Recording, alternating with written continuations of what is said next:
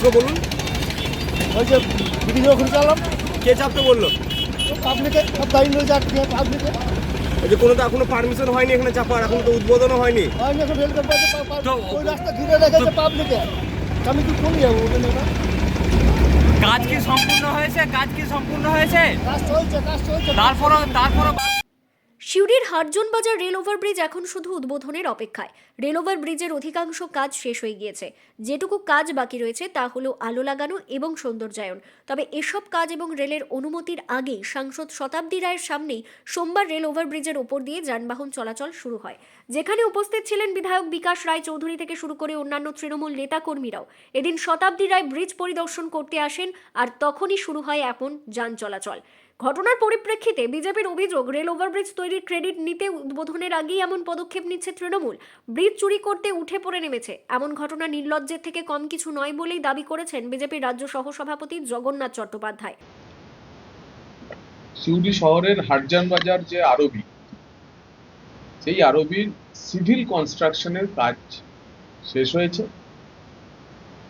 এবং এখন ইলেকট্রিক্যালের কাজ, অর্থাৎ ওই ব্রিজের উপরে, রেলওয়ে ওভারব্রিজটির উপরে আলো লাগানোর কাজ চলছে। সিভিল কন্ট্রাক্টর এবং ইলেকট্রিক্যাল কন্ট্রাক্টর রেলকে এখনো এই ফ্লাইওভারটি হ্যান্ডওভার করেন। হ্যান্ডওভার করার পর রেলের তরফ থেকে এই ফ্লাইওভারের সেফটি সিকিউরিটি দেখার কথা, এবং সেই পরীক্ষায় উত্তীর্ণ হলে এই ফ্লাইওভার যান চলাচলের জন্য খুলে দেওয়া হবে। যে মুহূর্তে ফ্লাইওভারটি যান চলাচলের জন্য খুলে দেওয়া হবে, তখন সিভিল কন্ট্রাক্টরের কাজ হবে নিচের যে সার্ভিস রোড, সেই সার্ভিস রোডটি নতুন করে বানিয়ে দেওয়া। এই হচ্ছে ফ্লাইওভারের গল্প। কিন্তু আমি আগাম আপনাদের কাছে আগেই জানিয়েছিলাম যে এই চোরেদের রাজত্ব, সর্বশেষ আমরা ফাইল চুরি দেখেছিলাম। আমি ঘোষণা করেছিলাম একটা উদ্বোধন চুরিরও একটা পরিকল্পনার কথা আমরা শুনছি। আজকেই আপনি দেখলেন যে স্থানীয় সাংসদ এটা ব্রিজেরও উদ্বোধন চুরি করতে চলে।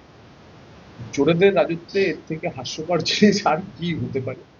অন্যদিকে তৃণমূল সাংসদ শতাব্দী রায় এবং তৃণমূল বিধায়ক নেতাকর্মীরা ব্রিজ পরিদর্শনের পর দাবি করেন, ব্রিজের কাজ তো হয়েই গিয়েছে, এখন আর দেরি করে লাভ কি?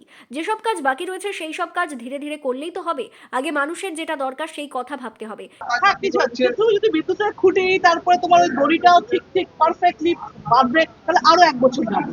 আমি শুরু করে দিই, আমরা যখন দেখলাম লাইট গুলো লাগানো অর্ধেক হয়ে গেছে, অর্ধেক রাখা রয়েছে লাগাবে বলে, সেই জায়গায় করতে করতে আমরা ওপেন করতে শুরু করি, ছোট ছোট গাড়ি চালাতে শুরু করি, পাশে কাল অসুবিধা তো কিছু নেই।